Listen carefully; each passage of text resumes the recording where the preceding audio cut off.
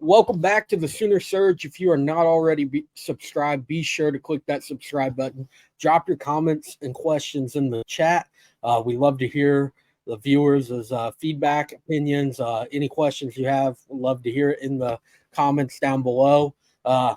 Monday night, about 10 o'clock as we're recording this, just wrapped up the Eagles-Buccaneers game. Two former Sooners going at it. At quarterback and Jalen Hurts, Baker Mayfield. Jalen Hurts went away with the win.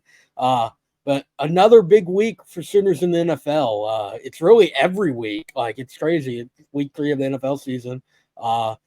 Pretty much every single week there's a Sooner making a big play in the NFL. This week, most notably, Marvin Mills. The Denver Broncos were not good, but Marvin Mills has been very, very good for them. One of the worst losses for a single team in NFL history. They got blown out, lost by 50 to the Miami Dolphins. Marvin Mills, 99-yard kick return to put them somewhat, cut the lead from 58 to like 50, I think, at that point. He also had 73 yards on 3 receptions. Saw a stat this week that of the Denver Broncos' 10 biggest plays, including returns, just all-purpose plays, Marvin Mims has accounted for 8 of those 10. And he's only a rookie. Yeah, and honestly, I'd be kidding myself to say that that I expected this. I expected him to make some noise. I did not expect this type of noise to be made by Marvin Mims. So definitely a great pick by the Broncos. He's doing a lot of the same things he did at OU as far as yards per catch, showing the deep ball availability threat, pulling up some nice grabs, but the kickoff return, I think it was the first kickoff return in the NFL in quite some time. So, yeah. Marvin Mims, definitely impressive. Maybe he's back with a former teammate next year. Maybe that's who he's catching passes from. If the Broncos keep losing, that might be their only option. Right now, they're 0-3 on the season. I don't think anyone expected that once Sean Payton took over for them. Is it wide receiver you at OU? Because Hollywood Brown had another great performance, 5 receptions, 61 yards, and a touchdown, as him and the Cardinals took down the Cowboys last night. Tough to see as a Cowboy fan, but kudos to Hollywood Brown, who looks even healthier and faster and looks to be in his prime, pun intended there. And also, you got Kyler Murray, who's probably still a few weeks away. They're talking like week 5, he'll be back, but Coach Gannon there says that they'll probably want to see him practice maybe a week or 2. So I really don't expect Kyler till week 7 or 8. And then you'll see that connection again with Hollywood Brown. That'll be impressive to see. Yeah, that's going to be really fun to see. My fantasy team could really use that deep ball connection between Kyler and Hollywood, because those two connect a lot for 50-plus yards.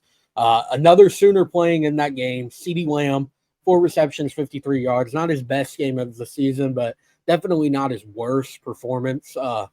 Really, he didn't get as many targets. They weren't really able to get him going as they normally try to get CeeDee. Yeah, and CeeDee, again, I'm a Cowboy fan, guys, but CeeDee was definitely showing some frustration yesterday. Part of it is he has no help on the other side, so he's going to get double teams. He's going to get all the focus of the defense pulled to his side. They're going to have to be creative in trying to get him the ball. Even I heard, actually, Mike McCarthy talking about Micah Parsons possibly at tight end in the near future. Maybe that will help CeeDee Lamb. But CeeDee Lamb is great. Physicality, every time he catches the ball, he initiates contact. He never shies away from it. Another pretty solid game at 53 yards. Yeah, I'm surprised they weren't able to get him going more. The week before, went up against Sauce Gardner, one of the best corners in football, won Rookie of the Year for defensively for the Jets last year. And CeeDee Lamb eclipsed over 100 yards at the touchdown, too. So really shocked they weren't able to get him going. I know there was at least one in the end zone that he was open. The throw just never made it to him. So Micah Parsons, if he wants to play offense, like, I don't know if Mike McCarthy's like playing Madden or what. That's crazy to move the best player in the NFL defensively to offensive side of the ball to try to get something going in that way. Another Sooner receiver target, tight end, Mark Andrews, One of the best tight ends in the NFL, probably the second best tight end behind Travis Kelce. I think really everyone can agree with that. It's just Travis Kelce on his own is just so elite. But Mark Andrews, another solid performance, 4 receptions, 35 yards. Ravens fall in overtime to the Indianapolis Colts yesterday. Bad loss for Raven fans. And I don't know what the ceiling is for Mark Andrews with Lamar Jackson. I hate to be that way, but Mark Andrews is elite. He's a great tight end. He's going to always get, anywhere between 3 and 7 catches. Didn't have a lot of yards yesterday, but still, Mark Andrews solidifying himself as one of the premier tight ends in the league from Sooner Nation. Yeah, moving it more, still on the offensive side of the ball, but to the New England Patriots, running back Ramondre Stevenson, going against that very talented Jets defense, wasn't able to get the run game going. Got 19 rush touches, 20 if you want to include his reception for 3 yards. Only got 62 all-purpose yards and as the Pats take down the Jets in New York. Yeah, I honestly think Ramondre Stevenson's time as maybe an RB1 in the league could be short-lived. I love the guy, but he seems to be maybe more of a third down back, short yardage guy, someone who's going to give guys a breather. He's had some quality games, but he just doesn't seem like he's that guy as RB1 there in New England. And I know they got Zeke waiting, and I know they got the fans are wanting maybe someone with more electric speed there, someone with more breakaway capability. So we'll see what happens with Ramondre. But yeah, running backs in the NFL are so interesting. Used to be, a few years ago, they were breaking records every single. It was that stretch of offseason where there was 3 record-breaking contracts, and all 3 of them never finished out that contract. Now you see, Isaiah Pacheco was a 7th-round pick, turned into RB1 for the Chiefs. A lot of teams they can't justify paying that running back a large salary, so teams are starting to go to the younger guys, rookies or second-year guys, just people on a cheaper contract. Moving to the defensive side of the ball, Obo Okoronkwo, 2 tackles, half a sack, tackle for loss. Cleveland Browns looked very, very good defensively. Offensively, had one of their better games. Deshaun Watson still has not been what you would say he should be when you look at how much the Browns had to give up and who they had to get rid of in that whole trade. Deshaun, there was, I don't know if you saw that play, Jerem, where he threw the ball backwards. I did, yeah. You're paying a guy that much money to make that idiotic of a play. Yeah, but you're right. I don't know how you do that. Okoronkwo does yesterday what he did in Norman, which was really get penetration, be able to get guys behind the line of scrimmage, utilize his speed. And he's a guy that's going to have a pretty good career, I think, in the league. His career is not over anytime soon if he continues to get, half sacks and tackles for losses each week. So yeah, he's really done well. When he first came into the league, he was a late round draft pick for the Rams. It's hard to kind of make a name for yourself when Aaron Donald is lining up on that defense with you. So that took a lot of his attention away from him. Then he goes to Houston, made a lot of good plays there. Now he's in Cleveland. He was on signed a pretty good contract this offseason. So it's interesting. Cleveland, they got rid of the most beloved Sooner, but other than that, they've been bringing in a whole lot of former Sooners. Arguably the best defensive performance of the day across the NFL even, Kenneth Murray. Sealed the win for the Chargers on the road in Minnesota with an interception with 13 seconds left in the game. If Vikings would have scored, they would have won the game. It was 28-24 at the goal line. K9 picked it off. Also had 9 tackles, a TFL, and an interception, and a pass deflection as well. And not only that, you might put another stat by it. Allowed his coach to keep his job for another week, because the talk that people all over ESPN was like, if they would have lost that game, he could have been gone. So Kenneth Murray, dude, this guy, K9, is making a name for himself better. And we knew he was super talented, but the fact that he's able to, get near double digits in tackles and some of the things he struggled with pass coverage early on in the NFL career, he's showing that that's kind of a strength of his now. Yeah, he's really solidified himself as one of the best middle linebackers in the NFL. Chargers, Brandon Staley, I don't even know how to describe that situation. I mean, you have Justin Herbert putting up the numbers that he's putting up, and you still almost lose that game. They went for it on fourth down from their own 20-yard line and didn't get it. That's how they had to rely on the defense to get the win. Back to the Denver Broncos. They did not play well. The only positives on the defensive side of the ball came from the former Sooners. Nick Bonito, 6 tackles, 2 TFLs, blowout, brutal loss. Tensions are very high now in Denver. 3 weeks into the season, you thought you had the answer in Sean Payton.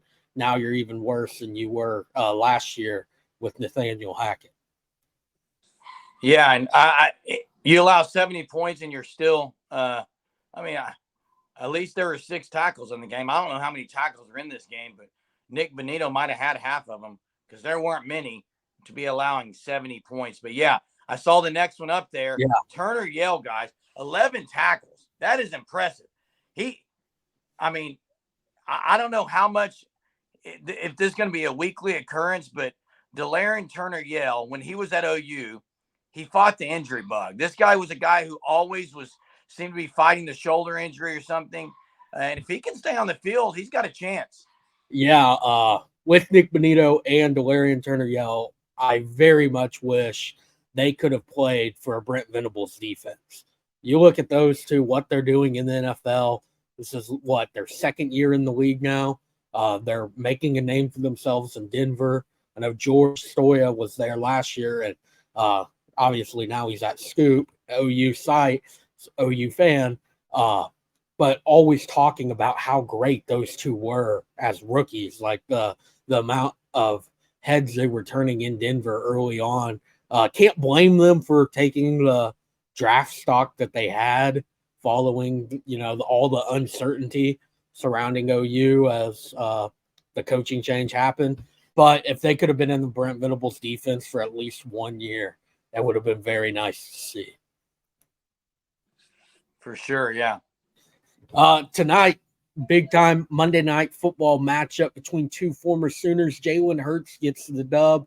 The Eagles are now 3-0 atop the NFC East and the NFC as a whole. 277 yards passing, 2 touchdowns, 2 interceptions, 28 yards rushing, but a 14-point win on the road in Tampa. Yeah, and it's impossible to stop Jalen. I think I saw seven 3rd and 1 or 4th and 1s where he just QB sneaked. It's kind of, as a Cowboy fan and someone who's not an Eagle fan, it's tough to watch that, but you can't stop it. His whole season's going to be about, can he make the big throws in the big games? We know his scrambling capability, his leadership's there, but he is putting up, that's mid-270s again is what he ended up with. He didn't have that a lot going in the first half. Second half, he played much better, got more yards. So, yeah, Jalen Hurts last year was an MVP candidate. Really could have won MVP, but Patrick Mahomes was just better. There's nothing else you can put it when Mahomes had nearly 5,000 yards passing. It's hard to take the MVP trophy away from him, but on the year, they only lost 2 games with Jalen Hurts, one being the Super Bowl. So already off to a 3-0 start. I think he's going to just keep the birds rolling as the season goes on. On the other side of that game, Baker Mayfield, first loss of the season for the Bucs. You're playing the defending NFC champion at home. Tough game, very good defense that the Eagles have. Not the best game, but 146, a touchdown, and an interception for Baker Mayfield. And there were some drops. Mike Evans, who never dropped one on the sideline for about 20 yards. There are a couple of other drops. Baker Mayfield had a couple of good scrambles in the middle of the pocket when he could have got just waylaid. One of them he did get just hammered as he let go of the ball in a deep shot. I'm liking what I'm seeing out of Baker Mayfield. He can be a pretty efficient guy there at Tampa. They just need to improve some things. Their line's not very good, offensive line, and for Baker, that needs to be better because he can't be taking hits and shots. He's shown that he hasn't been able to, get through that several years and play a full season. Hopefully he can. He's doing a lot of good things there. Yeah, that was my one worry with Baker is the offensive line. You look at the Bucks, how they brought him in. They have absolutely no salary cap right now. Like that was it. I mean, they had to cut Leonard Fournette to just get by this season. So the offensive line is not what it was 2 years ago when they won the Super Bowl with Tom Brady, or 3 years ago. Now I guess I'm losing track of how long ago that was. Anyhow.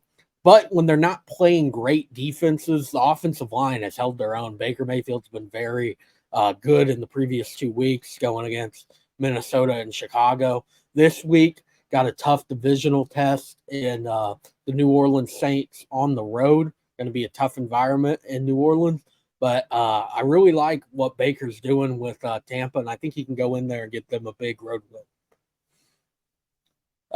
As we're recording this, game's not finalized, but Joe Mixon's playing on Monday Night Football for the Bengals as they're currently beating the Los Angeles Rams. Mixon, 70 yards on 16 attempts and a touchdown. Had a 14-yard rush in the third quarter for the Cincinnati Bengals.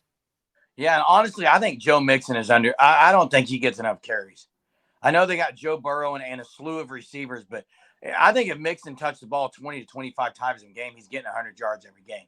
I think he could probably get the ball more, but I know he only had like 52 yards last week or 48. So it's good to see him with 70 yards with a little bit of time left there in Cincy. And, he was at the OU game this week on the sideline. So that was good to see. Anytime you see Joe Mixon on the sideline, I'm a big Mixon guy. Yeah, I'm glad he was able to make it there. He hasn't been around as much. It's hard to when you're in the NFL. You only get that one bye week a year. So for the Sooners to go to Cincinnati, really nice to see Joe Mixon there. There's a few other guys. I wish Orlando Brown would have been there. He's with the Bengals, but I don't believe he was. P. Ryan was still in Cincinnati. I'm sure he would have made that visit to watch the Sooners take down the Bearcats 20-6.